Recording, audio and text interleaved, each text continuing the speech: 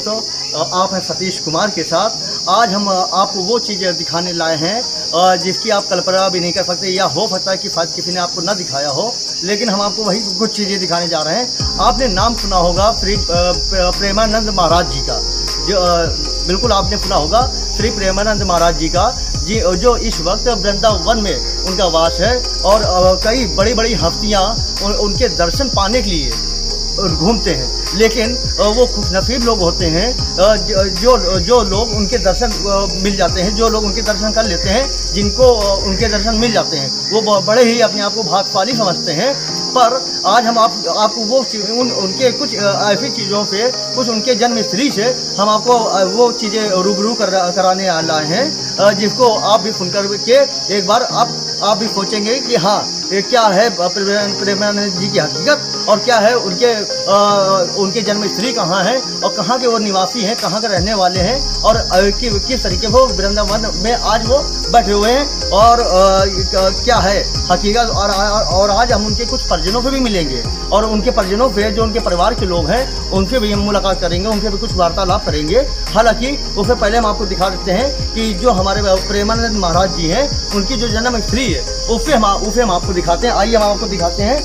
ये नरवल तहसील के अंतर्गत, नरवल तहसील क्षेत्र के अंतर्गत एक गांव पड़ता है, अखरी गांव, जो कि अखरी गांव है, जो कि आज उस गांव में हम इस वक्त आ चुके हैं। आप ये मकान देख रहे हैं, ये प्रेमानंद जी की जन्म स्त्री है, जिसमें देखिए आप सीधे इसमें पूरा लिखा हुआ है, पूज्य श्री संत प्रेमानंद गोविंद शरण जी वृंदावन धाम जन्म स्त्री। ये वृंदावन धाम जन्म स्त्री प्रेमानंद जी की जो जन्म स्त्री है, वो अखरी गांव ही है। आज हम उसी अखरी गांव में आए हुए हैं, और आज हम अपने आप में भी बड़े खुश नसीब हैं। आज हमें भी बड़ा अच्छा लग रहा है कि आज हम आखिरी गांव आए हुए हैं। आखिर हालांकि इस देश में कई लोगों को अभी ये चीज़ नहीं पता है कि आखिरकार प्रेमानंद जी का निवास कहाँ का है, कहाँ के रहने वाले थे, मूल निवासी कहाँ के थे, कहाँ की उनकी जन्म स्त्री थी। आज हम वहाँ पर आए हुए हैं। आज हमें भी बेहद खुशी महसूस हो रही है, और आपको भी बताने में हमें बेहद खुशी महसूस हो रही है। अब आपको भी सुनकर शायद हो सकता है कि आपको भी खुशी महसूस हो रही हो। हालांकि आप अपने कमेंट हमें जरूर बताइएगा। हालांकि हम आपको दिखाई दे रहे हैं, ये आज उनकी जन्म स्त्री है, जहाँ उनका जन्म हुआ था, और इनका जो गांव का नाम है, इनके गांव का नाम है अनिरुद्ध कुमार पांडे, जो इनका गांव का नाम था अनिरुद्ध, जानते हैं। और क्या है, हालांकि उनके चलिए वार्तालाप कर लेते हैं। अभी हमारे साथ में ये भैया खड़े हुए हैं। हालांकि इनके शरीर पर अभी फल्ट नहीं है, अभी घर पर काम कर रहे थे, लेकिन हमारी मदद करने के लिए बेचारे वहाँ पे तुरंत आ गए। आइए हम भैया वार्तालाप करते हैं। भैया क्या नाम है आपका? मेरा नाम भानु प्रकाश पांडे है, राधा लक्ष्मी जी। आप प्रेमानंद जी के क्या लगते हैं? आप भतीजे हैं, सगे भतीजे हैं? अच्छा, क्या शुभ नाम है आपका? भानु प्रकाश पांडे। भानु प्रकाश पांडे। भानु जी, आज हम आपके गांव आए हुए हैं, यानी कि आपके चाचा जी के गांव आए हुए हैं। हमें बेहद खुशी हो रही है, क्योंकि हम आज भाग्यशाली हैं, जो कि हम आज यहाँ प्रेमानंद जी के जन्म स्थली पर आए हुए हैं।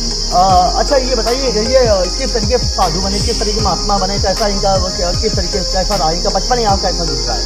इनका जो ये बचपन था, गरीबी में तो पूरा परिवार था ही जी, और इसके बाद ये भगवान पे आस्था ज़्यादा रखते हैं। अच्छा, बचपन में मतलब इनका बचपन से इनका भगवान पर आस्था ज़्यादा रहा है? बचपन से ही आस्था लेकर के ये हनुमान चालीसा है, सुंदरकांड है, और रामचरितमानस है, और श्रीमद् भागवत गीता है, इस चीज़ को लेकर के इसको ज़्यादा अध्ययन करते थे जी।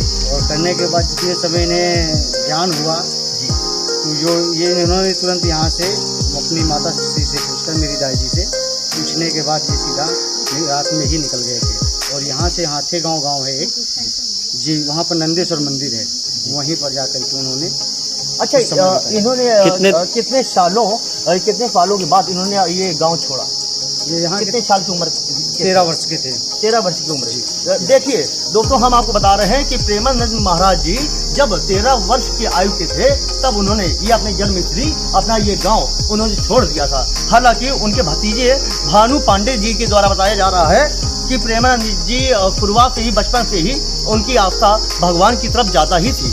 इसलिए आगे चल के उनके मन में ये विचार आया और वो धीरे धीरे करके, हालांकि 13 साल की उम्र में ही उन्होंने अपनी जन्मस्थली छोड़ दी। और सोचिए 13 साल की उम्र में ही उन्होंने अपनी जन्मस्थली छोड़ दी और उसके बाद में ये फिर पूछते हुए उसके बाद वो कहाँ गए जब उन्होंने 13 साल की उम्र में जन्म? यहाँ से लोगों को ये इतना पता है कि यहाँ से सीधा वो नंदेश्वर धाम के बाद सीधा वो काशी निकल गए। नंदेश्वर धाम कहाँ पड़ता है? ये हाथे गांव है। कितने दिन रहे वहाँ पर? और हाथे गांव के से इसके बाद वहाँ निकल गए कहाँ? काशी पे। काशी। अच्छा, मतलब यहाँ गांव जन्मस्थली से पहले एक यहीं पास के गांव में ही कोई नंदेश्वर का मंदिर पड़ता है, जो कि पहले वहाँ कुछ दिन रहे, फिर उसके बाद वो काशी निकल गए। अच्छा, काशी में वो कितने दिन रहे? काशी में जब तक ये वृंदावन नहीं